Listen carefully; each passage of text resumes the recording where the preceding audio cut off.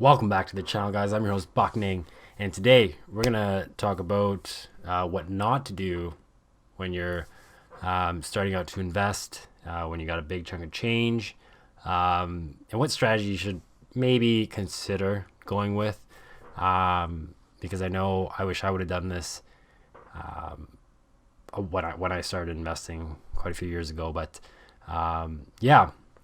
Welcome to the channel if you're new to the channel, and welcome back if you're not, and you're just here to check out our update on the dividend portfolio that we're building slowly but surely, and where we put in $100 a week and show you how to build a dividend portfolio based on my opinion, but you can obviously have your own opinion on what stocks to pick. So we'll just give you an end of the week update here. We are on week 2 of this $100 a week dividend building portfolio, whatever you want to call it. I don't even know what to call it yet. But yeah, so just give you guys a heads up. I wasn't able to buy anything today because the funds that I transferred on Tuesday weren't able to get into the account today because I did it too late.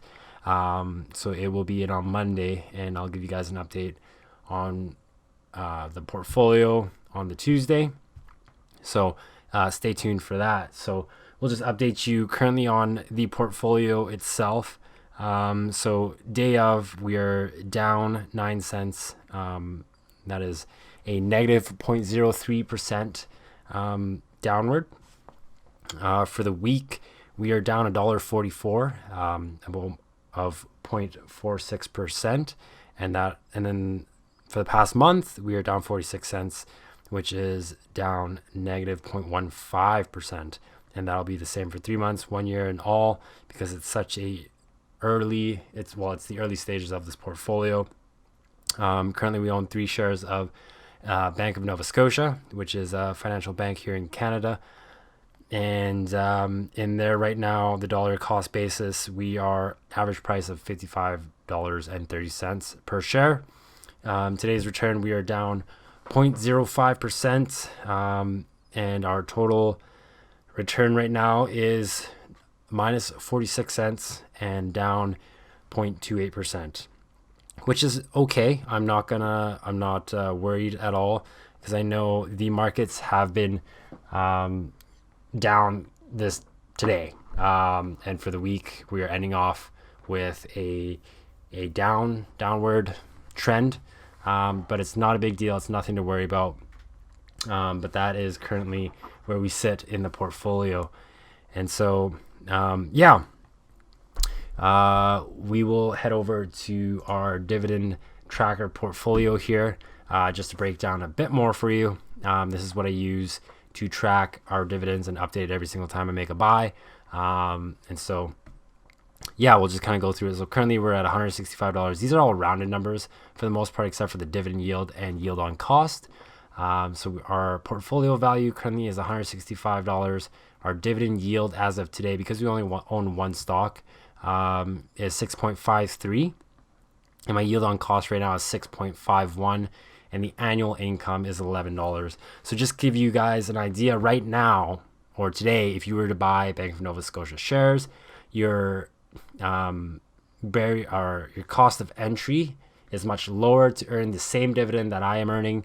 Come, I think it is the end of October, that we will be getting this dividend payment for Bank of Nova Scotia, because that is the payment date.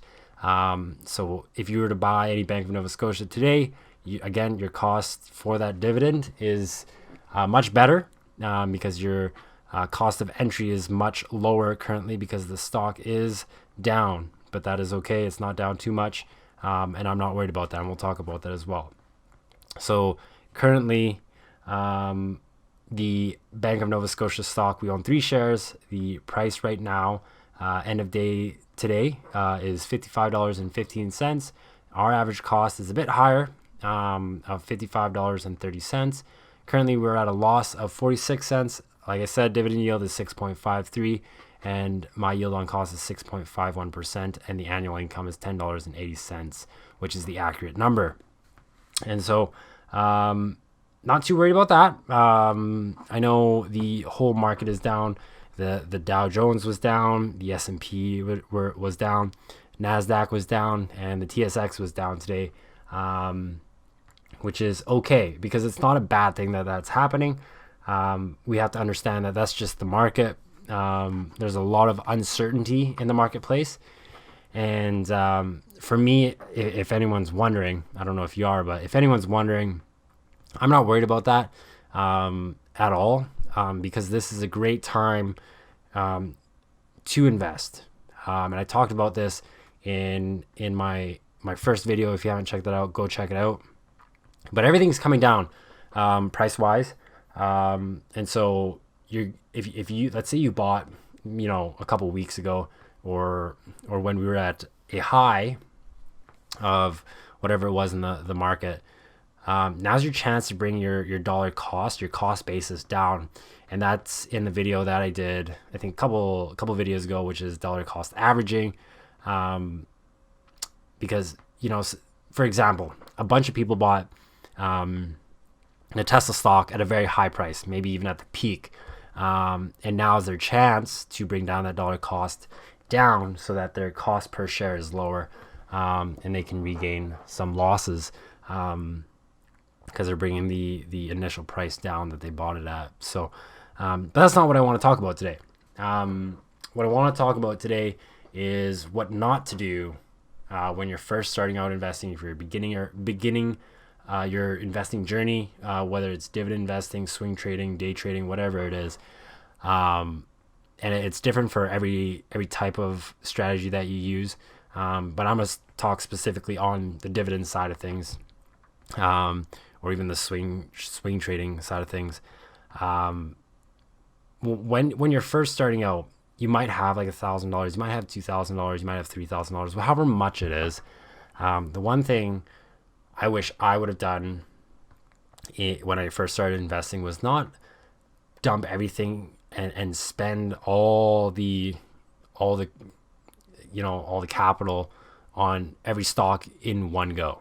I wish I would have started investing periodically throughout, the years, the months, the weeks, where if I had, let's say, $10,000 and 1 week I invested $1,000 and I bought whatever was I wanted to buy for that first week. Second week did the same thing. Third week did the same thing. And the reason I say that is because this is not something you should do in one day. You shouldn't build a portfolio literally in one day.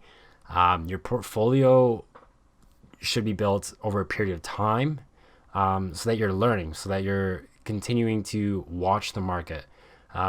Because the tendency that I had, I guess, when I was a younger investor was, okay, I got 10K here and I'm going to invest it right now today. I'm going to spend 10K and buy my positions. And my portfolio was built. But the problem with that is that what if the next day, you're down 10% or you're down 5%? That's a big blow. And it's not fun, having that much of a loss. And so investing in it over a period of time would have been, mitigates the amount of loss that you have, because if you're investing $1,000 in 1 week and in the next week it's down 10%, you can invest another $1,000, and your $1,000 that is newly invested the next week isn't affected by the 10% loss or whatever loss you had the week prior. And so it gives you that opportunity to not just learn, but to understand how the market works. Because instead of investing 10K and losing 10%, you're losing $1,000. Whereas if you did it week to week and say 1 week you lost 10%, your loss is only $100.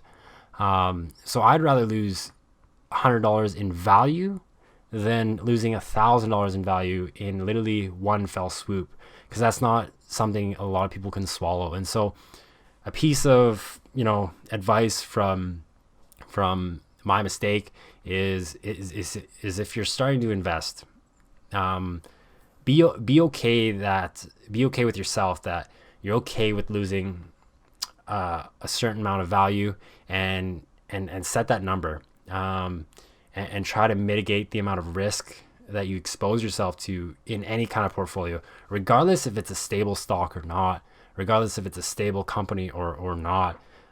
You want to make sure that you're okay with investing this amount of money and this amount of loss, and putting the value to it, instead of putting everything at once. Instead of putting 10K at once, put 1,000 for the week, and then, invest slowly over time to build that portfolio, to really help you get an understanding of how to build a portfolio. Because building a portfolio does take time. It's not something that should happen tomorrow or the next day. It's just like getting wealthy or rich. By no means am I filthy stinking rich. But from what I've heard, what I understand, from listening to other people, is that it's definitely a journey. It's not something that's going to happen overnight. And that's why I make these videos, is so that we can at least educate, new investors on what to do, or not exactly what to do, but how to think around investing, the mindset that comes with investing, and to understand that sometimes you're going to lose. And probably for the most part, you will lose. That's part of the fun, to be honest, because I know people that invested a ton of money, let's say into one stock, and they just banked on it, and they're down like a ton. They're like, they might have almost even lost their whole investment, and that's a hard pill to swallow. And sometimes, I guess the second piece of advice is sometimes you have to cut your losses. And just let it go, because what happens is, I remember when I first started investing, I lost a lot of money, but that's a fault of my own, and I could never cut my losses. I always told myself it's gonna come back, but then I realized that I just need to cut my losses, because it's just causing just problems for me. And so I did that. I cut it. It was a loss. And I don't even think about it today, except for now, because it's a story that I can hopefully relate with you guys. But so that's really all I wanted to talk about. And I apologize because I wasn't able to purchase anything today, because obviously I'm still learning this whole new Wealthsimple Trade platform. And now I know that if you try to put money in too late, it's not 3 business days. It's literally the next day, because I put it in too late on Tuesday, and it's not getting in until Monday. Because the week prior I put in on Tuesday, but I did it before a certain time, and it was available to me on Friday. And so that will definitely go into my first month's review of Wealthsimple Trade. And so that's pretty much all I have for the video, guys. So if you find any value in this, consider subscribing, consider hitting that like button. With the recent support that this channel has had, I just want to say thank you as well, because every person that watches these videos, hits a like and subscribes, just gives me that bit more motivation to keep going and doing my best to make sure you guys don't make the same mistakes I made when I first started out investing. And and so that's pretty much it for the video. And again, I do apologize, but consider hitting that like button, subscribing, and we'll see you guys on Tuesday with the new video, and definitely with a bigger position in Bank of Nova Scotia, obviously. And then we're getting close to that stock pick for October. And just a hint, I do have 2 stock picks for the month of October that I'll be buying. And so that's pretty much it. But other than that, guys, have a great weekend, and we'll see you in the next one. Bye.